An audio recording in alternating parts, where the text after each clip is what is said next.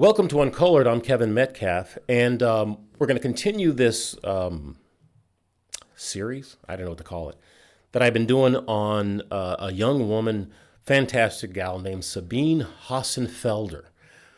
She has a presentation about physics and stuff that I found curious. Over the last couple of videos that I've done, I've talked about it. But I thought what I would do this time is to kind of paint a picture literally, to kind of show you some of the problems that I have with it. Again, she's smarter than I'll ever be. If I live twice, she'll be smarter than me. The point I'm making is that the way she's presenting this information is confusing to me. It doesn't make sense. It seems kind of loony. And I think I understand her perspective, or at least I'm familiar with it.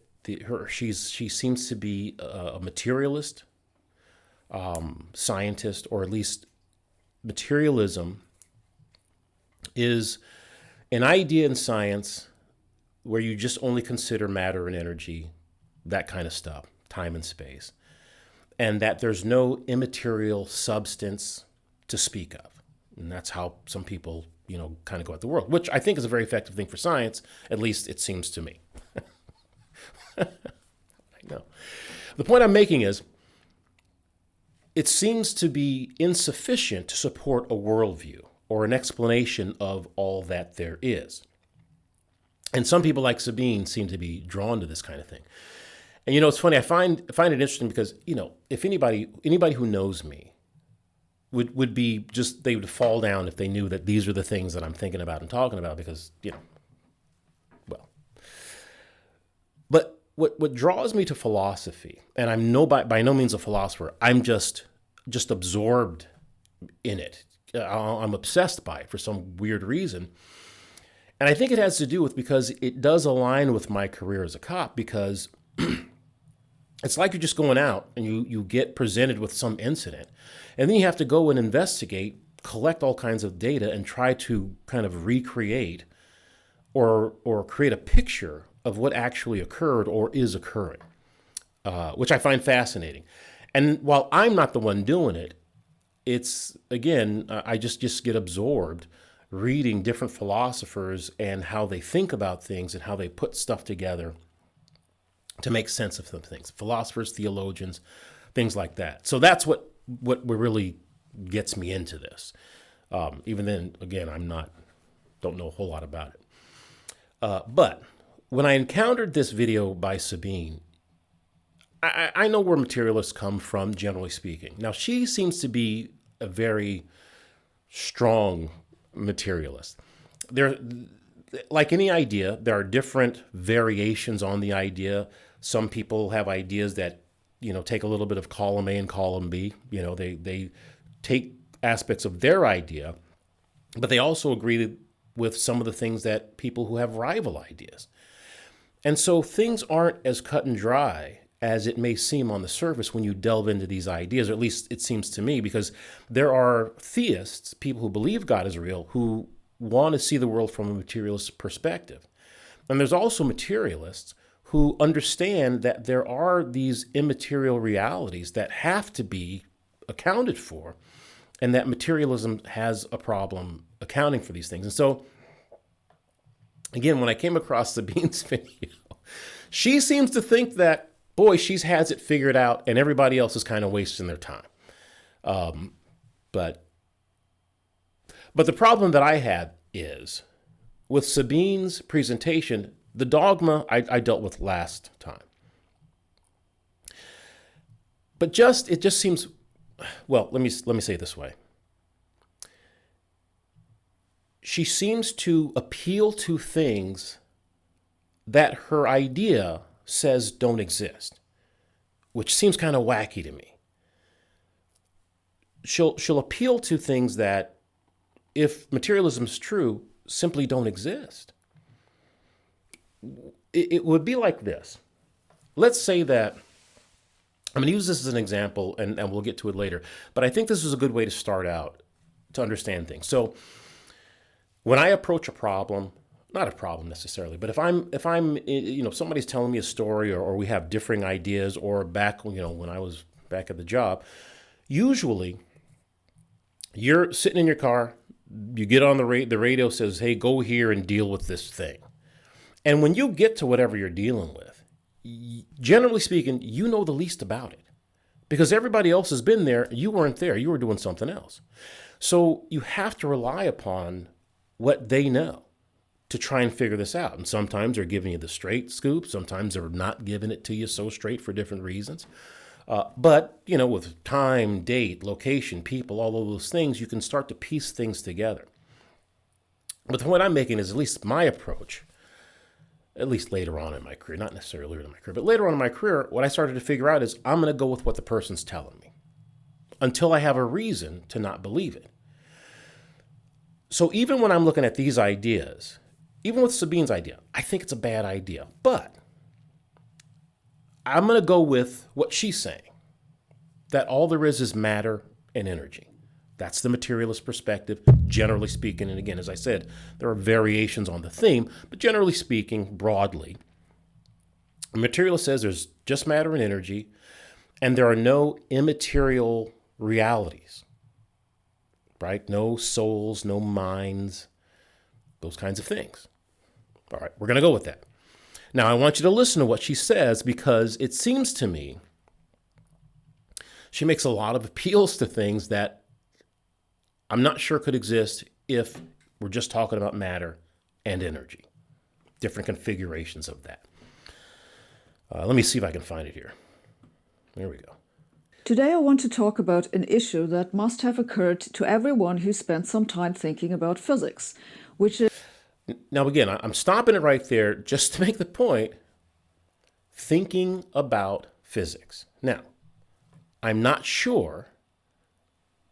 There seems to be a gap between configurations of matter and energy, tables, chairs, me, your cat, your dog, if it's just configurations of matter and energy. And she'll get together and talk about the particles in your brain and all that stuff. So it gets complex. I'm not saying it's just a simple configuration of matter and energy. It's far more complex than I think anybody really even understands. So I'm not trying to simplify it. I'm just simply saying it's just configurations of matter and energy. And sometimes, and apparently somehow, thinking is there also. And so my question is how do you get matter and energy to think? That's a good question, I think. Now, she seems to assume that we are thinking because she mentions it here. I'm just not sure there's a bridge between the two. I just wanted to make that point. All right, here we go. There'll be more things she talks about, ideas, thoughts, wants, desires, those kinds of things. Is that the idea of free will is both incompatible with the laws of nature and entirely meaningless. I know that a lot of people just do not want to believe this, but I think you are here to hear what the science says. So again, I think you're here because you want. That's a desire. Again, there has to be some explanation about how matter and energy, certain configurations, and then you have this thing called desire. How does matter and energy desire anything? Now, when I think of a configuration of matter and energy, the first thing I think of is a computer, the computer. I've made reference to that before because it's a very complex configuration of matter and energy. And it does things. Back in the day, it doesn't do it now, but you would even say the computer was thinking. When you would type something in back in the old days, you probably don't know. But there would be that little hourglass on the computer when it's processing the information. We would go, the computer's thinking. Well, it's not necessarily thinking, but it is crunching information. So I guess you could make that analogy. But the difference, I think, is, or at least it seems to me, is that the computer has no agency, meaning it doesn't decide the information it's going to crunch. It can only crunch the information or process the information that I or somebody else puts in there based on its programming. So there's no agency there, it seems to me. Whereas when we think about things, it's based on agency. We decide what we want to think about. And again, I don't know that the computer is thinking about something. It's just simply processing information based on its prior programming. But I don't know that it's thinking about anything. So Again, this idea of thinking is an appeal to something that I think she's telling us doesn't exist. Let's continue. So I will tell you what the science says. In this video, I first explain why free will does not exist, indeed makes no sense, and then... Now, this is a very good point. I mean, an important point. So free will doesn't exist, and it doesn't even make sense. Okay? Just want you to keep that in your mind. Tell you why there are better things to worry about. I want to say ahead that there is much discussion about free will in neurology, where the question is whether we subconsciously make decisions before... I apologize. This is the last time I'm going to stop. It's just that it's replete with these appeals to things that she said there's better things to think about. Now remember, what is better if we're just matter and energy? Better seems to indicate that there's some value judgment made by an individual. That I have this situation over here and I have this situation over here. And somehow I'm going to make a judgment that one is better than the other. And this is her talking. So right in the beginning, it was very difficult for me, and it still is very difficult for me to really figure out how she's okay with this. It doesn't make sense to me, but we'll continue.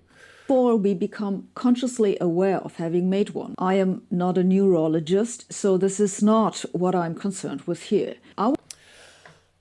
Let me just go back because this is an important part of it also. I'm sorry for talking through the whole thing, but it's really important to get the cognitive dissonance that seems to me apparent in what she's saying. She's talking about neurology. And while neurologists think about consciousness and those kinds of things. Neurology, where the question is whether we subconsciously make decisions before we become consciously aware of having made one. So the only reason I wanted to make a point is that, again, Sabine doesn't seem to have a problem with consciousness. Whether it's subconscious or above our consciousness, that doesn't seem to be her point of contention. So while she's saying there's matter and there's energy, that's the basic building blocks of things, she does seem to recognize consciousness. She seems to recognize thoughts. She seems to recognize desires, right? Because that's why you want to be here listening, because you want to know the truth. She seems to recognize something called the truth, okay? But it seems to me that if you don't have a will, I'm not sure how you instantiate those things. Because somehow, if you don't have a will, those things have to be a production of different arrangements of matter and energy. And I'm pretty sure, although I'm not the person to ask about it, that's not possible. Or at least nobody's figured out how you can do that. So let me get to this part, sort of the payoff for her, because we can go, listen, I've seen this a bunch of times, and it never gets old. But not to belabor the point, because I don't want to spend too long, waste too much of your time. But this is sort of the payoff for her right here. Futures. Last week, I explained what differential equations are and that all laws of nature which we currently know work with those differential equations. These laws have the common property that if you have an initial condition at one moment in time, for example, the exact details of the particles in your brain and all your brain's inputs, then you can calculate what happens at any other moment in time from those initial conditions. This means in a nutshell that the whole story of the universe in every single detail was determined already at the Big Bang. We're just watching it play out. These deterministic laws of nature apply to you and your brain because you are made of particles, and what happens with you is a consequence of what happens with those particles. So that's the basic outline. And again, I'll continue to include this in the, what do they call them? The show notes down there. So, so listen, that's where she's coming from. God bless her. That it's a very, in my opinion, strong determinism, because when she explains it, she says every detail of reality, so that doesn't seem to leave anything out, was determined from the Big Bang. So again, as she'll say in the video, if you wanted a pizza yesterday, the Big Bang determined that. There was no other possible way that could have happened. But she seems to be talking as if something she's going to say will change something that the Big Bang had already determined. Unless it's in her mind that just the things that she's saying were determined by the Big Bang, I guess. Again, it's difficult for me to get into the head of the mind of the determinist, It's difficult for me to get into the mind of a determinist because determinists, in my opinion, behave like the world isn't determined. And that's how Sabine seems to be behaving, as if what she's saying will convince somebody to think differently. But it seems like if, as she's saying, every detail has been determined, your thoughts, whatever those are, have already been determined. So again, it's confusing for me to even think about. I don't know how you, because it seems to me if you think everything was determined, you just go, whatever, right? Listen, I watch baseball a lot. I don't know. I would just do something else, go fishing. But people who are determinists seem to act as if they can do something to change the outcome from whatever it was going to be. Again, I don't know. It's difficult for me to understand. But let me just get to this these slides that I made up. So here's where I think the problem is for me. Sometimes people want to have an idea that sort of takes from here and takes from over there. A little bit of column A, a little bit of column B. And I think actually that's the way the world actually works. I do believe, I don't know, it just seems like that the world is made up of matter and energy. But it also seems real, like it seems to Sabine, if I'm listening to her correctly, that we do have thoughts, we do have desires, we think about things, we have agency. But I'm not sure how you can get both of the same if determinism is absolute, like she seems to be saying it is. So think of it this way. You have a buddy of yours, you're waiting to show up, and they show up an hour late. Right? They come into the house and you're like, Bill, you're an hour late. What the heck happened? How come you're late? And Bill says, well, craziest thing happened. I'm driving over here. Car ran out of gas. And so you go, well, then how did you get here? He goes, oh, I just drove my car to the gas station and filled it up. Okay, you'd have a problem with that story. Because if in fact the car has no gas in it, then you can't very well drive it to the gas station and fill it up, right? If that's the whole story. And what I mean is there's something that has to happen if you're going to have both things. If you're going to have the car running out of gas and then later driving it to the gas station to fill it up, there's something missing there. Otherwise, you can't have both things. If it's just your car ran out of gas, you can't drive it to the gas station. But if you did drive it to the gas station, there's something that's missing. Now, for me, it works better if I have a little slide thing to that'll make sense of this. Hold on for 1 second. Oh, there we go. All right, there it is. So anyway. All right, here we go. So here, part one of the story is I got no gas in the car, which means I can't drive it anyway. Part two is I drove the car. So there seems to be right there in the middle some missing piece that connects part one and part two. Now, it's not like it's impossible that there's anything there. It's like it's impossible that you ran out of gas and then later on you drove the car to the gas station and got it filled up. It's not impossible, but there's a missing piece, right? And so what part two, or what connects part one and part two might be you got a ride to the gas station. Somebody saw you on the side of the road, gave you a ride to the gas station. You got your little gas cans, filled it up, drove you back to your car, and then you drove your car to the gas station. So everything works out fine, Nothing wrong with that. But without that missing piece, you have a story that you cannot accept. You've got something that just doesn't make sense. And if Bill never expounds upon it and tells you, yeah, the tow driver gave me a ride and then drove me back, something like that, the story just doesn't work.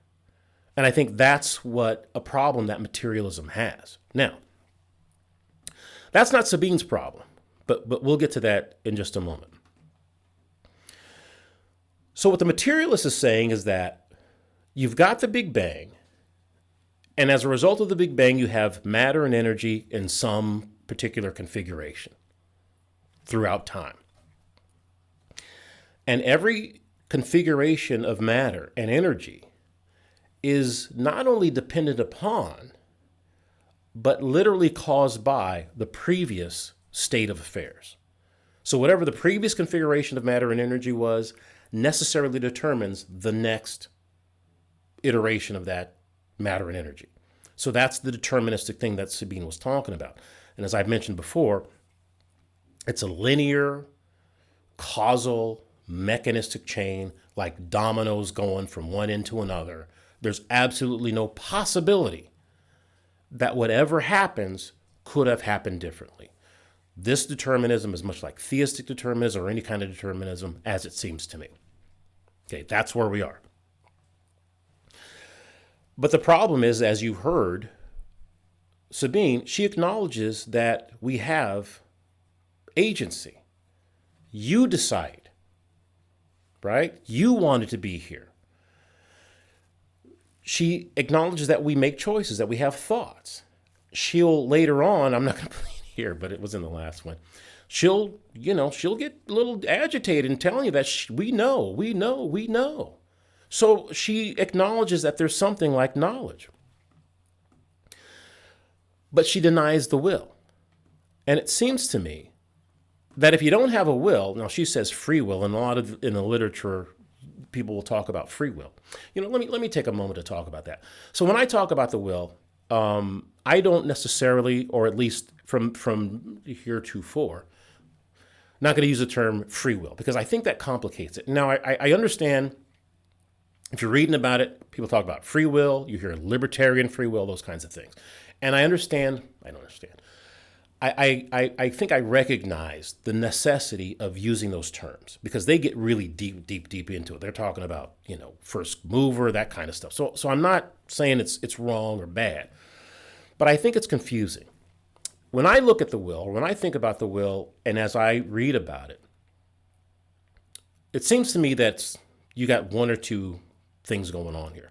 For example, if you were going to say that's the clock on the wall, and it has the wrong time, and I go, your clock's telling you the wrong time, and you say it never tells the right time, well, then you don't have a clock on the wall. You just have a piece of, metal and plastic and whatever in the configuration of a clock. Right? If you go to the kitchen and your refrigerator is completely warm, it's room temperature, and you go, why don't you, plug in your refrigerator? You go, oh, it's plugged in. It just doesn't keep anything anything cold. Then you don't have a refrigerator. By definition, your refrigerator must keep things cold. Otherwise, you don't have one. By definition, your clock must tell you the correct time, or you don't have a clock. You got something else. In the same way, if you have a will, you're necessarily in control of it. It's yours. God gave it to you. And you can now make decisions, have thoughts, you've got agency, and you're responsible for what you do. If Sabine is correct, and you don't have a will, and the Big Bang determined everything that you've done, you're not responsible for anything you do. But I guarantee you, Sabine thinks you're responsible for what you do. There's a problem in her story, it seems to me. You cannot appeal to knowledge. You cannot appeal to desire. You cannot appeal to, what's true and what's not true if we don't have a will. Even if whatever in your head, she's sure that whatever's in her head is true. But if she's correct, that was put there by the Big Bang. Whatever's in her head. And the person who thinks the opposite of her, Everything in their head was put in there by the Big Bang, and there was no possibility that they could think anything different, if thinking is what you want to call it, other than what they did. So how would you know what truth even is? It's just stuff in your head because of the Big Bang. See, for there to be truth, there has to be individual agency. You have to have the ability to weigh options. You have to have the ability to think about things and assign truth value based on evidence. That seems like something that it takes a will to do. And if you don't have a will, none of the things that she appealed to exist. Now, that's not the problem for all materialists. With some materialists, they not only do they recognize part two of the story, but they also understand that there has to be some sort of a bridge, some connecting, some missing piece that fits in between parts one and part two. Now, what materialism will say is that there's some configuration of part one, matter and energy, that produces part two.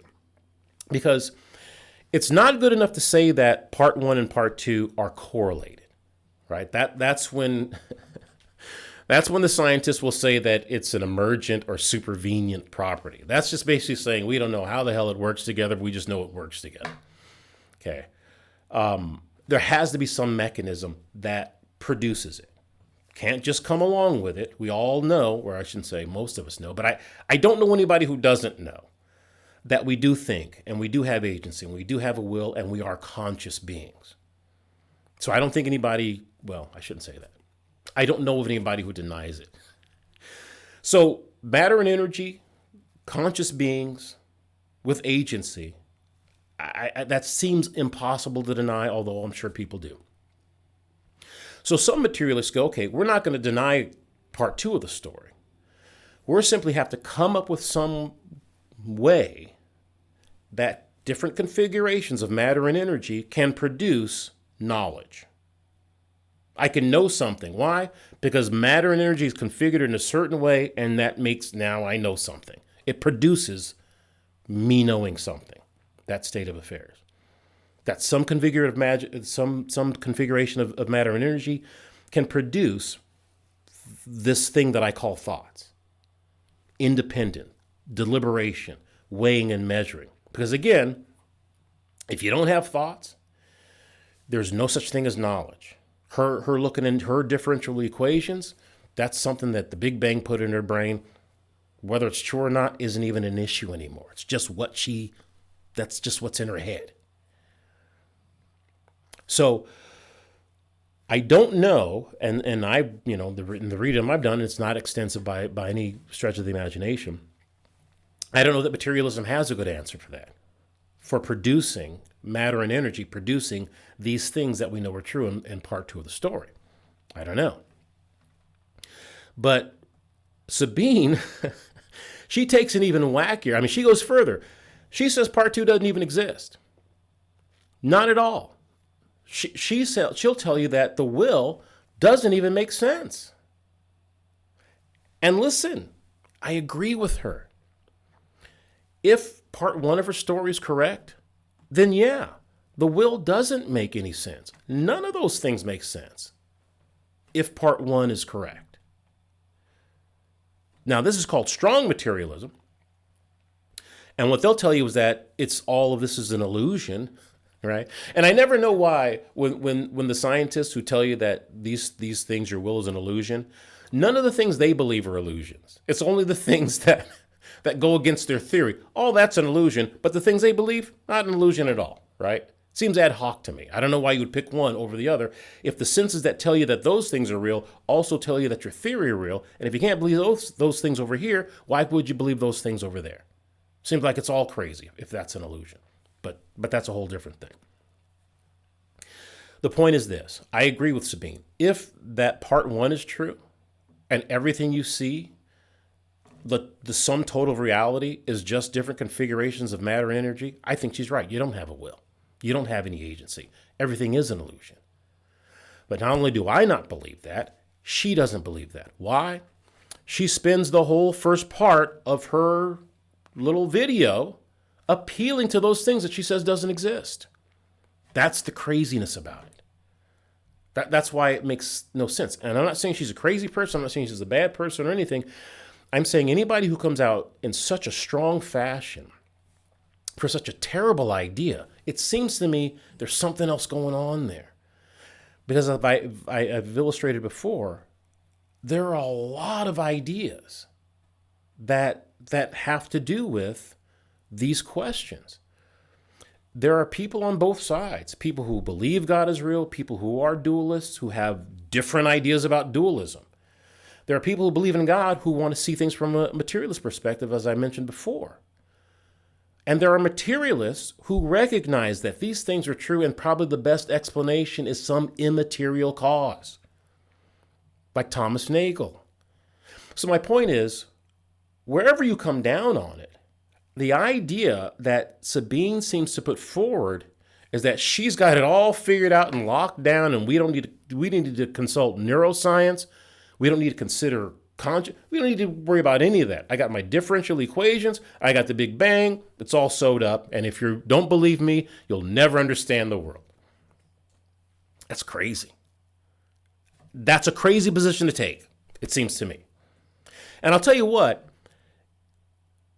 I also think it's irresponsible to use your status as science to browbeat people into a position, especially when there's so many people out there who are at least as smart as her, who know at least as much of her, will go, maybe we should slow down a little bit on that. That's the thing that strikes me so much about this video, and it's fast.